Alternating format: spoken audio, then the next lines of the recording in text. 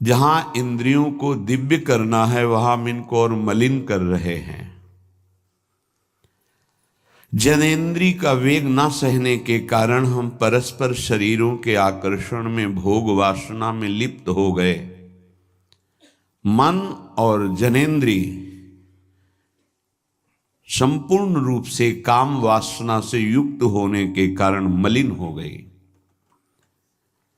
ये देह पिंड चाहे पुरुष शरीर हो चाहे स्त्री शरीर हो, कोई खास बात नहीं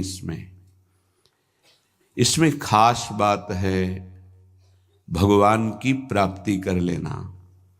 खास बात है तुम्हारा चिंतन दिव्य हो जाना। खास बात है इस शरीर से सबकी सेवा बन जाए। माता पिता भाई बंधु परिवार समाज राष्ट्र धर्म भगवान सबकी सेवा बन जाए तो ये शरीर सार्थक हुआ। नहीं क्या मांस का पिंड है, रक्त संचरित नसनाड़ियां हड्डी त्वचा और इसमें जो डालो मलमूत्र बन गया। जितने द्वार हैं उनका सबको परिचय है ही है। कौन से सुख के लिए परस्पर शरीर में आकर्षण होता है? सच्चिदानंद सुख की लालसा वाला शारीरिक सुख के भोग में यदि अनेक जीवन व्यतीत करने के बाद ये भी जीवन व्यतीत कर दिया तो हाथ क्या लगेगा? इतना जीवन व्यतीत कर दिया, क्या हाथ लगा? बहुत विवेक विचार की जरूरत है। धर्मयुक्त काम भगवान ने अपना स्वरूप बताया है सृष्टि संचालन के लिए। यदि विवाह पाणी ग्रहण संस्कार करके संतानोत्पत्ति के लिए विधान किया गया है तो वो धर्मयुक्त काम है। व्यभिचार वहां भी नहीं, धर्मयुक्त काम। अन्यथा धर्म विरुद्ध यदि काम का सेवन किया जाए तो घोर पापाचरण बनने लगता है और मलिनता पे मलिनता होती चली जाती है। स्त्री रूपा मेध्य पिंडे मुह रमृत धिया। हमारी बुद्धि इतनी मलिन हो गई है कि मलमूत्र के द्वार को अमृत पान का स्वरूप समझते हैं। कितनी निकृष्ट बुद्धि है। इन शरीरों पे है क्या? ऊपर के द्वार देखो, आंख से कीचड़ निकले, नाक से कितनी खखार के थूको, वमन करके देखो। नीचे के द्वार तो दुर्गंध युक्त मलमूत्र के ही हैं। किन भोगों में तुम अमृत पान करना चाहते हो? स्त्री रूपा मेध्य पिंडे मुह रमृत धिया नित्य लोलुभ्यमानम। नित्य तुम लुभायमान हो रहे हो कि अगर ये शरीर भोगने को मिल जाए, ये शरीर मिल जाए तो हमारा जीवन धन्य हो जाए। नित्य लोलुभ्यमानम है क्या? थोड़ा विवेक से विचार करके देखो। धर्मयुक्त संतानोत्पत्ति के लिए भगवान ने आदेश किया है। मनमुखी चाल चल करके मनोरंजन करने के लिए ये नहीं बना हुआ है। फंसते चले जाओगे। अमृत की लालसा से मृत होते चले जाओगे। तुम्हारे विचार मृत, तुम्हारे आचरण मृत, तुम्हारा शरीर मृत, तुम्हारी चेष्टा मृत। क्योंकि मृत लोक में हो, इसका नाम मृत्यु लोक है और खोज रहे हो अमृत। चक्षुर्न क्षुद्र जीवैरपि विहितो। ये नेत्र मिथ्या रूप में लुभायमान हो रहे हैं। चमड़ी ऊपर से गोरी पीली जैसी भी, उसी में हम आसक्त हो रहे हैं। इतने आसक्त हो रहे हैं। परसों एक नवयुवक भाई प्रश्न एकांतिक में कह रहे, जिया नहीं जा रहा, हमको हमारी मित्र ने धोखा दे दिया और हालत भी ऐसी थी कि करुणा लग रही थी कि कृपा करें प्रभु और इनकी बुद्धि को इस दलदल से निकालें। वो जीवन से हारा हुआ व्यक्ति बैठा हुआ है केवल एक बात में कि उसको उसके किसी मित्र ने, मतलब स्त्री शरीर ने उसको धोखा दे के दूसरे से ब्याह कर लिया। धोखा देके मतलब मन की गति है, इसमें धोखा और सही का क्षेत्र नहीं है। ये तो विचरण करता रहता है, आज ये आज ये आज ये। इसका कोई बिरला इसकी इस गति को रोक दे, वही साधना परायण साधक कहा जाता है। पर ऐसा नहीं होता है। जहां तुमसे बढ़कर कोई मिला तो वहां दृष्टि उसकी जम जाएगी, तुम्हें छोड़ देगा। संसार का खेल यही है। तुम्हारा प्यार अगर सही ठिकाने पे पहुंच जाए तो सार्थक हो जाए। वो प्यार मूर्ति प्रेम के खिलौना दो खेलत हैं प्रेम खेल, प्रियालाल, इनसे प्रेम हो जाए तो निहाल हो जाओगे। पर इनसे प्रेम करने के लिए कठिनता है। पहले सर्वत्र से राग हटावे तो इनसे प्रेम होता है, अन्यथा नहीं। सर्वत्र की ममता बटोर कर इनके चरणों में तब प्रेम होता है। बोले नेत्र दूषित हो गए बस यही देखते हुए। यही दुर्दशा है जीव की। सामने भगवान हैं चराचर जगत के हृदय में, उनको कोई नहीं देखना चाहता, और बाहरी केवल चमड़े को देख करके हम आकर्षित हो रहे हैं। ये चमड़ी ज्यादा दिन नहीं टिकेगी, जिसकी तुम देख रहे हो उसकी और तुम्हारी भी, ये नष्ट होने वाली है।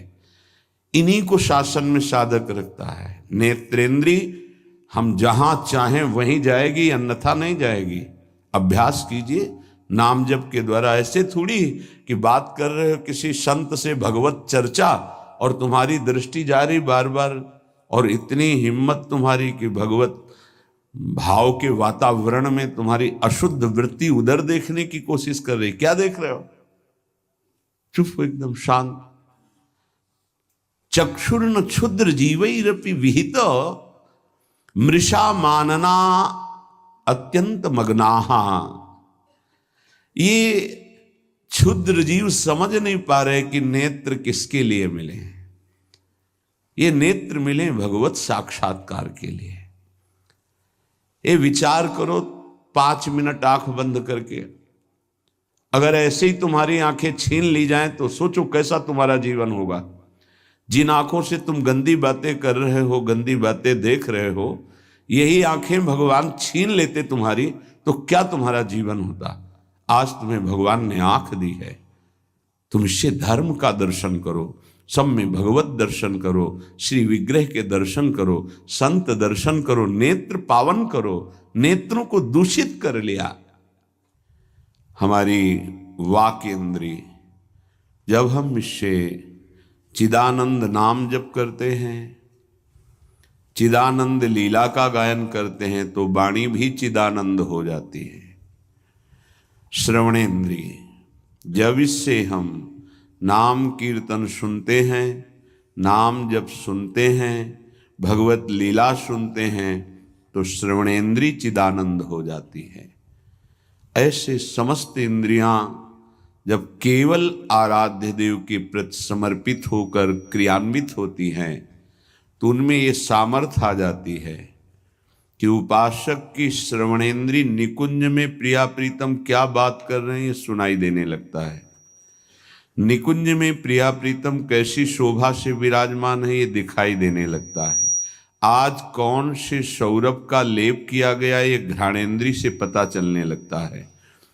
प्रिया प्रीतम की दिव्य लीला का इंद्रियां अनुभव करने लगती हैं, जो कि इंद्रिय मन से बिल्कुल अगोचर है। अगर उपासक इन इंद्रियों को थोड़ी भी स्वतंत्रता दे देगा तो इनका स्वभाव है प्रकृति स्थान कर्षति। ये प्रकृति के वस्तु व्यक्ति स्थान के आकर्षण में फंस जाएंगी। फिर ये महासुख जिसकी हमारे हृदय में लालसा है, वो प्रकृति से पूर्ण होने वाली नहीं, वो परमात्मा से होने वाली है। जब हमारी इंद्रियां प्रकृति की तरफ जाती हैं तो मलिन हो जाती हैं, और मिथ्या देह सम्मान को तुमने सुख मान लिया। 4 लोग नमस्कार किए तो तुम अपने को श्रेष्ठ समझ लिए। किंचन मात्र भी कोई श्रेष्ठ नहीं है। ये पंचभूत शरीर सबके उसी सामग्री से बने हुए हैं। अंदर जो जीव अंश है भगवान का बिल्कुल बराबर है। अब जो सम्मान और अपमान होता है गुण और अवगुण का होता है, और गुण और अवगुण दोनों मायाकृत है। सुनो तात मायाकृत गुण और दोष अनेक, ये दोनों मायाकृत है। तो तुम किसका सम्मान? माया का। किसका अपमान? माया का। तुम तो मान और अपमान दोनों से परे हो। अगर कोई तुम्हें प्रणाम कर रहा है तो तुमको उसकी श्रद्धा को प्रणाम करना है। तुम खास थोड़ी हो गए कि वो तुम्हें साष्टांग प्रणाम कर रहा है तो तुम महान हो गए। महान वो है जो साष्टांग प्रणाम कर रहा है, उसकी श्रद्धा प्रबल है। नहीं क्यों, कोई अंतर नहीं। जो इस देह में पंचभूत वही उस देह में पंचभूत, जो इसमें परमात्मा का अंश वो उसमें परमात्मा का अंश, उसकी श्रद्धा बड़ी है इसलिए वो आपकी तरफ प्रणाम कर रहा है। बोले बहुत बुरा हो गया। मिथ्या मृषा मानना अत्यंत मगनाह, मैं झूठ मूठ अपने को बड़ा मानकर सम्मान प्राप्त करने की लालसा, सम्मान स्वीकार कर लिया तो हृदय अपवित्र हो गया। बड़ा मन है, फंसाता रहता है, वो मकड़ी की जाल की तरह, फंसने वाला नहीं जानता है। संत सदगुरुदेव शास्त्र इनकी सूत्रों को जब स्वीकार करे तो पता चलता है मैं फंस रहा हूं या मुक्त हो रहा हूं। श्रीपाद कह रहे हैं कि देखो, जनेन्द्री ने फंसा दिया काम भोग में, नेत्रेंद्री ने फंसा दिया रूप में। सच्ची अगर सावधान न रहे तो ऐसे ऐसे फंसाव हैं कि जीवन ही नष्ट हो जाता है, पूरा जीवन।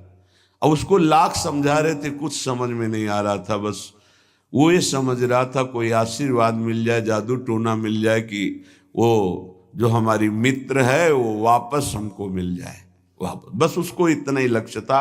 और हम ज्ञान विज्ञान वर्णन कर रहे थे, वो सुन बैठा था केवल, क्योंकि समझ में आता है ना आप हमारी बात पकड़ रहे हो कि नहीं पकड़ रहे। नेत्रेंद्री ने रूपों में फंसा दिया, हृदय मलिन हो गया सम्मान प्राप्त करने की लालसा से। और कह रहे जिभ्या मिष्टान्न निष्ठा विरमति न मनाग्वित सग्रंथनुचितम। जबान आ गई भोजन के स्वाद में, ये मिष्ठान्न है, ये चटपटा है, ये बड़ा स्वादिष्ट है।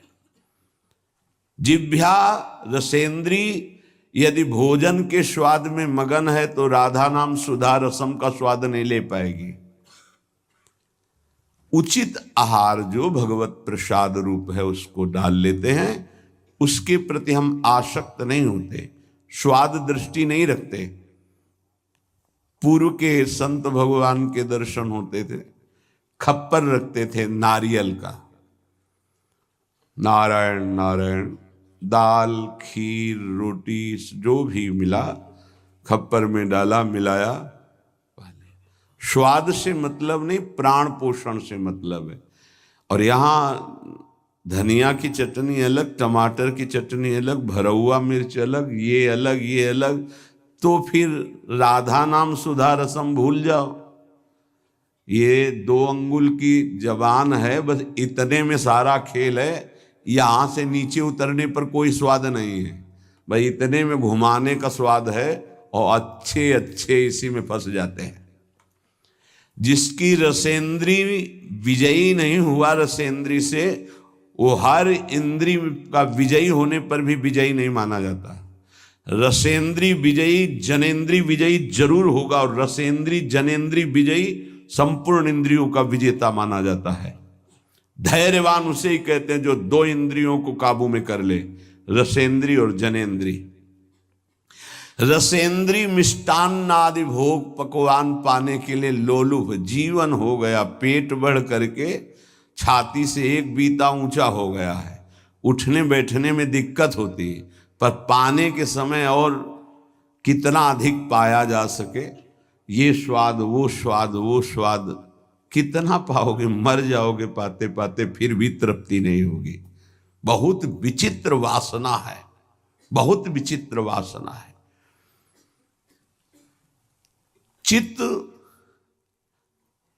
वित्त सग्रंथ अनुचितम, सच्ची बात। आज चरित्र, भगवत धर्म मर्यादा, इसका महत्व धीरे धीरे समाज से हटता जा रहा है, धन का महत्व होता जा रहा है। क्या दुर्दशा है। बोले मनाग वित्त सगृध अनुचितम, अनुचित रूप से धन कभी सुखी नहीं हो सकता जो अनुचित रूप से धन प्राप्त करता है।